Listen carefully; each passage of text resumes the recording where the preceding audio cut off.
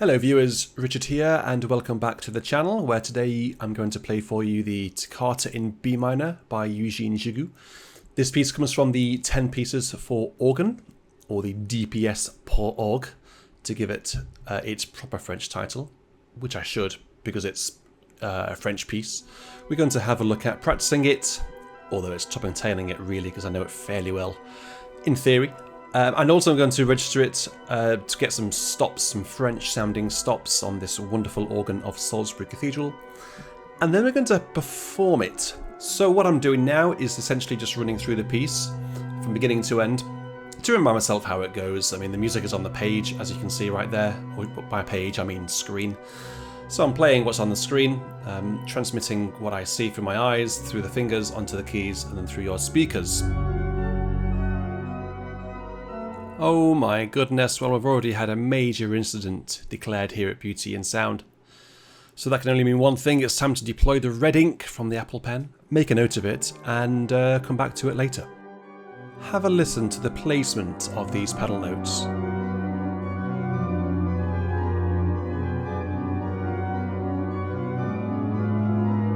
I often find myself playing them a little bit late, which then affects the overall tempo, which isn't the most ideal thing in the world. And what also isn't ideal is the left hand there having an absolute nightmare, causing the red pen to come out again so soon. Devastating stuff. Let's move on now into the arpeggio section. This is the forest of arpeggios. Arpeggio school, you might say. I think Eugene Gigout was very considerate. He obviously wanted all future organists of all time to practice their arpeggios whilst having fun with a little cheeky toccata. What I'm scribbling down there in red ink is the first two arpeggios in the left hand are in fact F sharp minor and not D major. It really does help to read what's on the page or what's on the screen and play those notes, because otherwise you end up playing wrong notes, and let's face it, nobody wants to hear wrong notes, unless of course you're listening for comic value, in which case you're at the right place. This next section requires a super legato top line and a super legato pedal part. Listen to this. So it's really important to have good finger substitution, and finger 5/4 there on the E to F. Did you see that? Absolutely incredible scenes here today at Beauty and Sound. And when we eventually get past this absolutely sensational chord of F sharp major, played there spectacularly well, I must say. You'll not hear an F sharp major arpeggio played better anywhere else.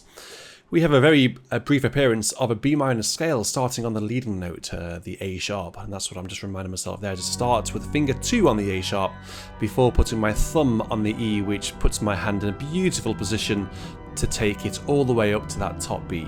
Just have a listen to my pedal part, it just sounds a little behind.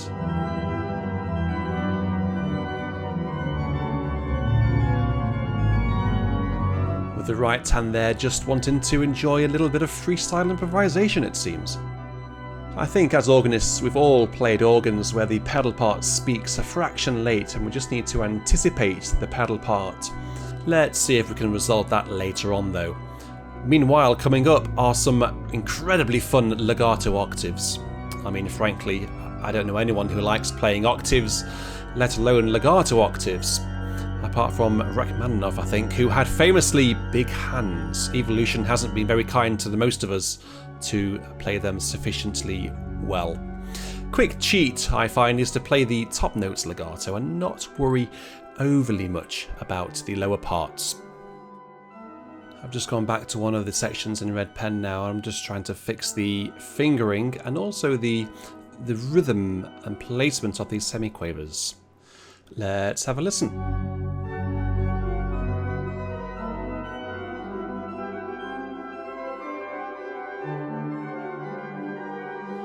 So I mentioned earlier about needing to anticipate the pedal notes, and this is me trying to get the quaver on the A sharp. And by quaver I mean 8th notes, I think, or was it 16th notes?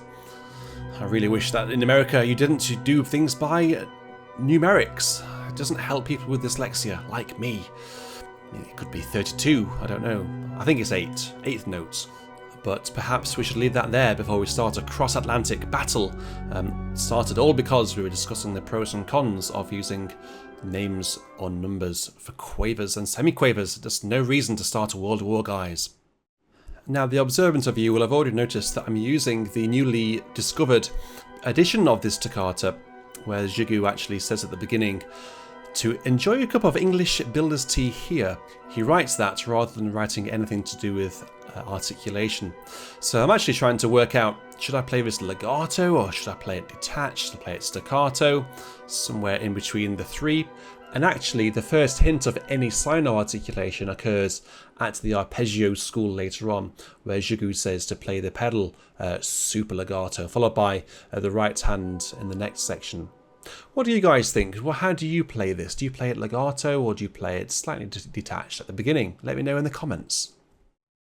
So now you've all left me a comment, we need to have a look at the registrations for this piece. We need to find some suitably French stops. That's the full swell there without the 16. This is what Gigout specifies. He actually specifies the reeds 8 and 4 on the swell, or using the French term, the récit, coupled down to the positive there. So I'm just pulling out some French style forms. And I'm also going to bring the 8 and 4 flutes on the solo down into the mix, which I think you'll agree adds a really nice sense of clarity. And there are also some reeds on the solo, quiet reeds, an oboe and a cor anglais, both of which I think will add some nice presence and some nice growl into that full swell sound. So the oboe is now engaged in the solo with that full swell without the 16 and the choir. Now, in this section leading up to Arpeggio City, there's a crescendo marked in this score, and rather than just using the swell boxes, in this case it would be the swell and the solo, I actually like to add stops. So I'm going to add the 16 reeds to the swell and to the solo, and I'm also going to bring on some choir as well. He does say to add the choir reeds, so I'm going to bring them on at the relevant place to create a seamless crescendo up to all those wonderful arpeggios. And as we move into those arpeggios, we are dictated by Gigout to move up to the great organ, or should I say the grand orgue. And what have we got on here? We've got all of the foundations, as you can see on the right there. We've got all the way down from the 16s up to the 2 foot. If you are going to follow Gigout's registration markings, and perhaps you should, you would add the foundation stops to the great for the arpeggios here, along with the pedal reeds. And for this section, I've got on the great mixture. I've got on the great 8 foot by itself. I'm saving the other reeds till later. But I've also got on the pedal ophiclide. And then when we get to these long pedal notes, these minims, let's not get into that again. I like to add more great reeds and then some more pedal foundation. So I've brought on the 32 flu. And later on for the performance, I do add the contra trombone 32 there. It really growls on those low pedal notes, which is what every organist dreams of. I really hope that you've enjoyed this background into my preparation for this toccata by Gigout. If you have, click the like button. Enjoy!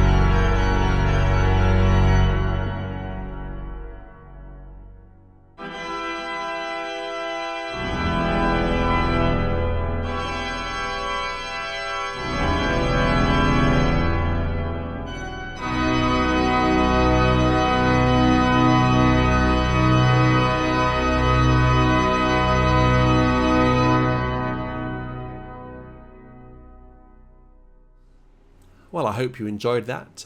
I'll presume you did because you're still here. Get yourself subscribed to the channel if you are new around here, and you have yourselves an amazing day. Until next time, I'll say cheerio. Goodbye.